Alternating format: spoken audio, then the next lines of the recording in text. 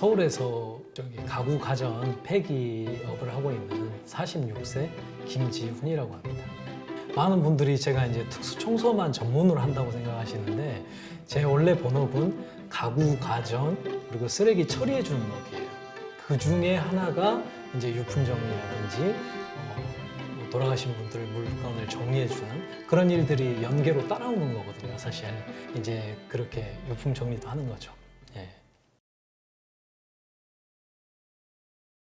원래는 제가 재활용센터를 다녔었어요. 예, 직원 생활로 재활용센터를 다녔는데 이제 재활용센터를 하다 보니까 연계해서 그런 일들이 많이 생기더라고요. 그러니까 집안에 있는 물건들을 치워야 되는데 인력이라든지 하는 방법을 모르셔가지고 이제 재활용센터에다가 연락을 오셔서 이런 업무를 해줄 수 있느냐 그런 부분에 대해서 이제 일을 하다 보니까 그렇게 일을 배우게 된 거죠.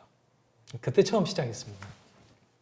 근데 사실 처음 전화를 받았을 때 아직도 기억나는데 그런 현장인지 모르고 갔어요, 사실은.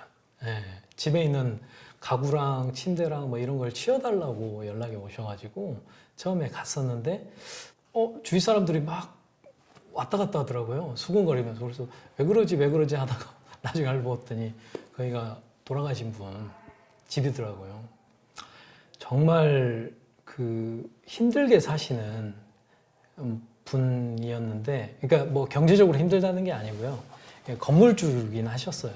근데 이제 가족들이 다 미국에, 나중에 알게 됐는데, 미국에 가 계셨는데, 이제 집에서 혼자 돌아가신 거예요.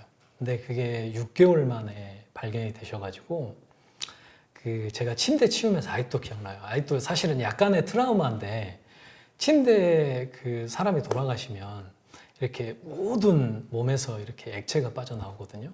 근데 이제 그 액체들이 침대에 흔적이 그대로 있는 거예요. 사람 형상 그대로. 근데 이제 기억이 나는 게 4층이었는데 3층에서 올라가는 계단부터 냄새가 나더라고요. 그래서 돌아가신 분인 것 같다. 그 냄새가 한번 이렇게 옷에 베거나 신발에 베면 안 빠지거든요.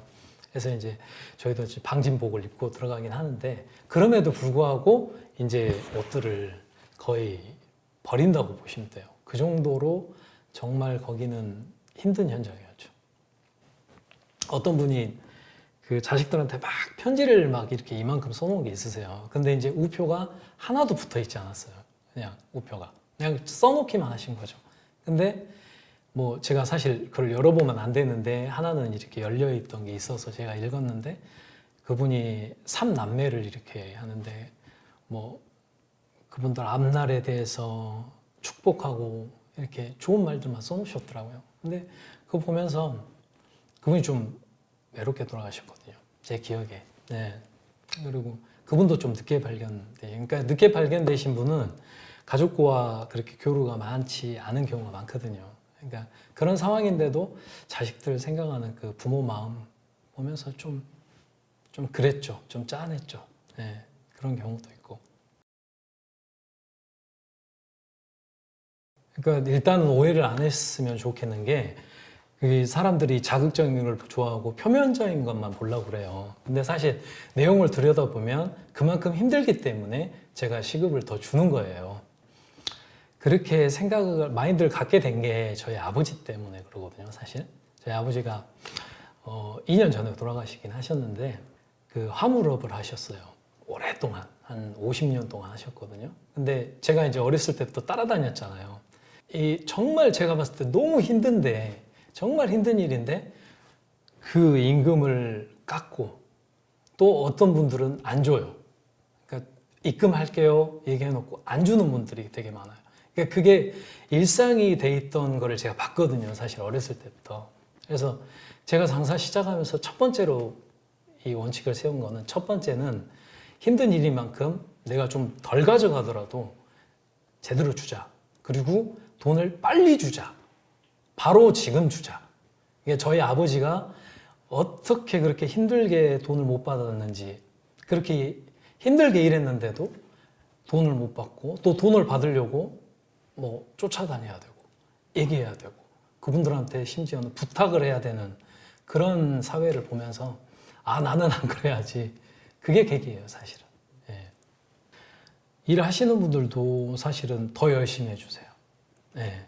제가 생각하지 않았던 부분도 더 해주시고, 마무리도 항상 보면은 더 해주시면 더 해주셨지, 덜 해주시진 않아요. 그거는 확실히 그래요. 네. 사실은 욕을 먹은 게 좀 있어요. 제가 개인적으로 온라인상에서도 뭐 그렇게 주면은 다른 업체는 그러면은 뭐 막말로 쥐어 짜는 거냐 이제 이런 식으로. 그래서 저는 이제 소규모 업체고 개인 업체이기 때문에 저는 제 소신대로 원칙대로 가는 거고요. 그분들 입장은 사실은 알죠. 제가 뭐 입론도 많으시고 나가는 돈이 많으시니까. 근데 그런 부분은 좀 죄송한데 저는 그냥 제 개인 의견이라고 말씀드리고 싶어요. 제 개인 마인드고요. 네.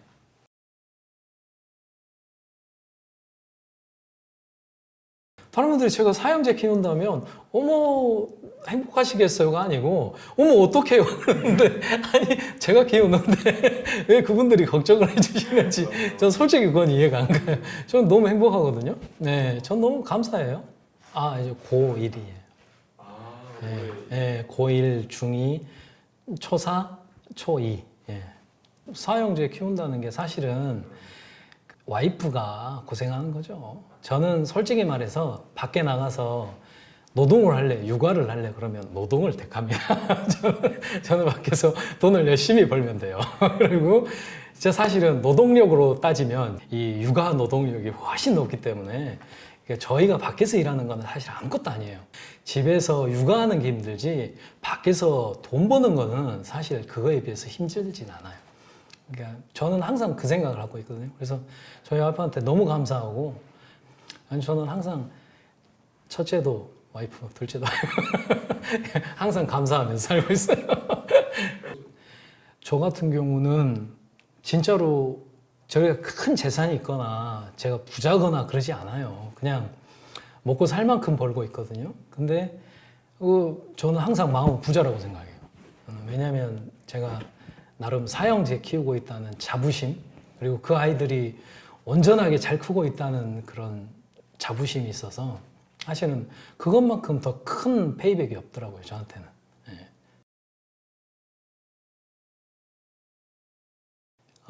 사람의 가치를 돈으로만 평가하면 안 된다고 생각하고요.